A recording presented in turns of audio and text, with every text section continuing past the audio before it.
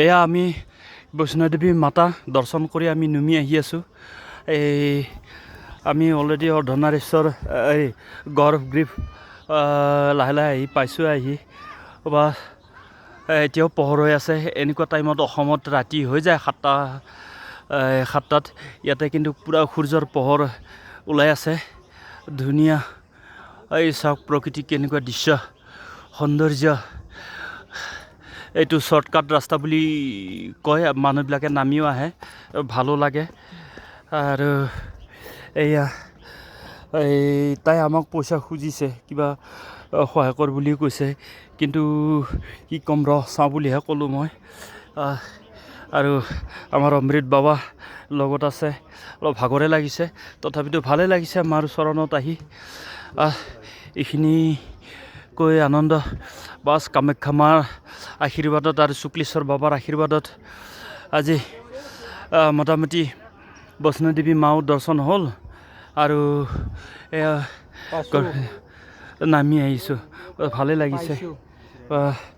ধুনীয়া সুন্দৰ কিবা পৰিৱেশ, কি শান্তি জাগা, নিৰ্মল, ঠাণ্ডাও নহয় গৰমো নহয়।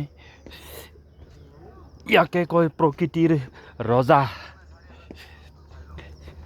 শংকৰ ভগৱান, বিষ্ণু, ব্ৰহ্মা, ত্ৰিদেৱে মিলি বনাইছে এই ব্ৰহ্মাণ্ডখন।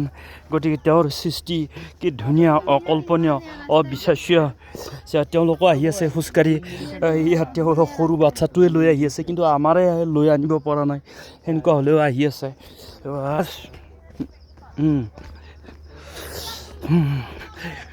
মই যোৱা টাইমত ঠিক তেনেকুৱা ভিডিঅ' বনোৱা নাই বাৰু। এতিয়া মনত পৰিলে বোলো এটা ভিডিঅ' বনাওঁ এইখিনি, তেতিয়াহে মানুহে গম পাব এই লোকেশ্যন চিনাৰীবিলাক কেনেকুৱা কি। এইয়া পাহাৰ পৰ্বতেৰে ভৰা সূৰ্য, আৰু এইফালে এইটো কি গছ বা এনেকুৱা আৰু কি ক'ম। চবে নামি আহি আছে। এইখিনি এয়া অলপ ভাত খাই ল'লোঁ, সেইটো কাৰণে খোজকাঢ়াত অলপ অসুবিধাই লাগিলে মোৰ।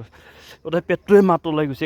একচুৱেলি খাব নালাগিছিলে ভাত, অলপ এনেই কিবা পনীয় জাতীয় বস্তু অলপ খাব লাগিছিলে এনাৰ্জিৰ কাৰণে। কিন্তু খাই লৈ মোৰ অলপ অসুবিধাই হৈছে। তাত ধুনীয়া ৰাস্তা, হাই ফাই। এয়া আৰু চাই ধৰক মাতাবিলাকে গোটেই লাঠি লৈ আহি আছে। সেনেকুৱা আৰু কি ক'ম। আৰু এয়া এই ছোৱালীবিলাকে কি চিষ্টেমত বেগটো কৰাইছে, উপায় নাই আৰু। মা বৈষ্ণৱদেৱী মাই মাতিছে, আহিছে আৰু বাছ ভালেই লাগিছে। অসমৰ মানুহ অৰ্থাৎ ভাৰতবৰ্ষৰ মানুহে চুকে কোণে থকা আমাৰ সত্য সনাতন যিটো হিন্দু ধৰ্ম বুলি কোৱা যায়, চবে আহে আৰু মাৰ চৰণত। কাৰণ হিন্দু ধৰ্মৰ মানুহখিনিয়ে বুজি পায় দেৱ দেৱীৰ গুণ। আমি 33 কোটি দেৱ দেৱীৰ চৰণত আমি শৰণাপন্ন। সেইকাৰণে 33 কোটি দেৱী দেৱতাক মানা মানুহখিনিয়ে কি হয়, অহংকাৰ নাথাকে, হিংসা ভাৱ নাথাকে, ক্ৰোধ ভাৱ নাথাকে, উল্টা চিধা কাম কৰাৰ কাৰণে উদ্বিগ্ন নহয়। মনত এটা ভাল এটা সহানুভূতি ভাৱ জাগৃত হৈ থাকে। বেলেগ ধৰ্ম আৰু আমাৰ এইটো ধৰ্মৰ মাজত এই ডিফাৰেঞ্চ কোৱা হয়।